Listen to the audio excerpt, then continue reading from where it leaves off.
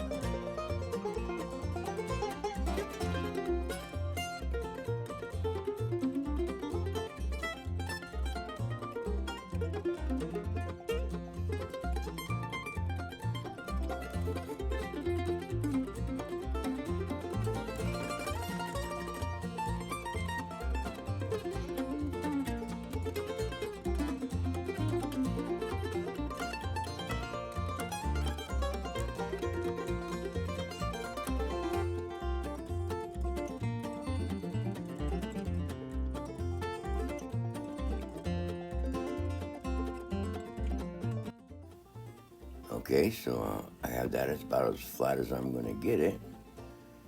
Just a couple more wrinkles to snap out of it, and we'll be good to go.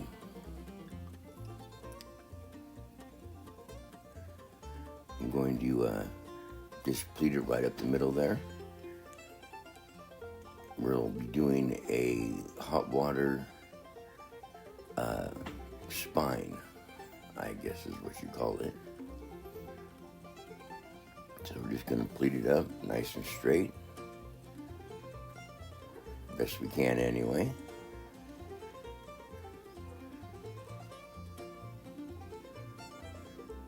I don't know where you're at, but it's got down to 30s here today, but then it should warm up to about the 60s. But when I did this one, it was probably in the 30s when I actually tied this one. It was a little chilly. So we're just going to do the rubber bands because I want things to flow underneath them. Don't want no sinew white lines. A few more little nips and tucks in there. Get flattened out. Sometimes with these I actually even roll the sleeves over. But this time I thought we'd try something different.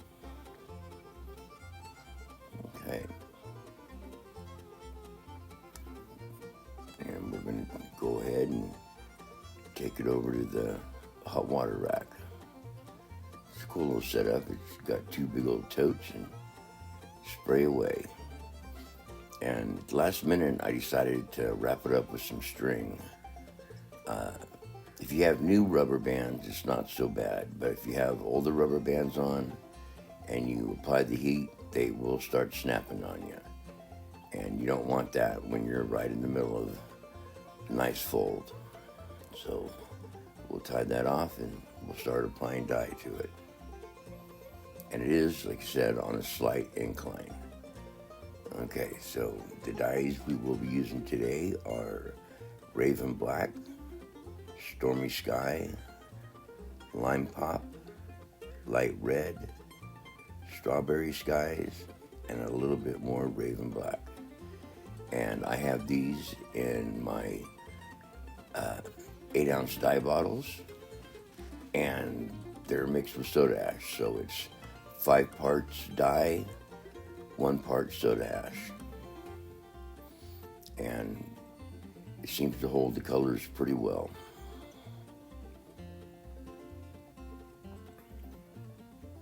And a little bit of the strawberry skies, and then we'll get to spraying.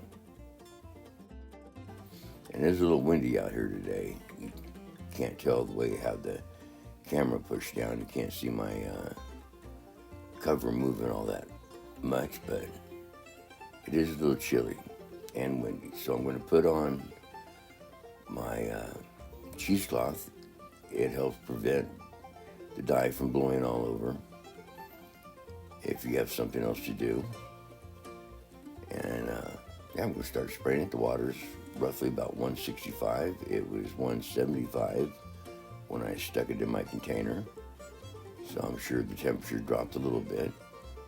If you actually put in a cup or two of hot water in your container before you start spraying or fill it up, it warms it up enough to where your hot water will last longer.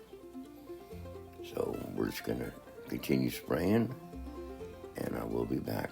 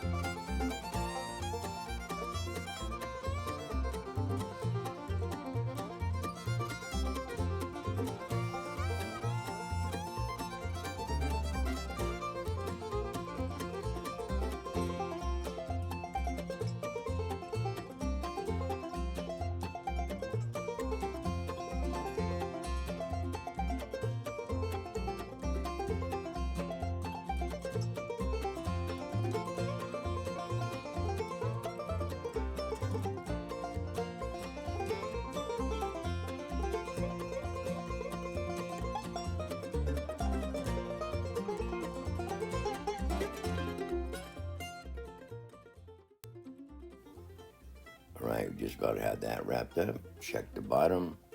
Color's gone all the way through. That means you're done. And then it's set here for a couple hours. And there's the shirt. Didn't turn out too bad at all. I actually have 2 more I have to do now. I have to do a 3X for my neighbor across the street the minute he's seen it.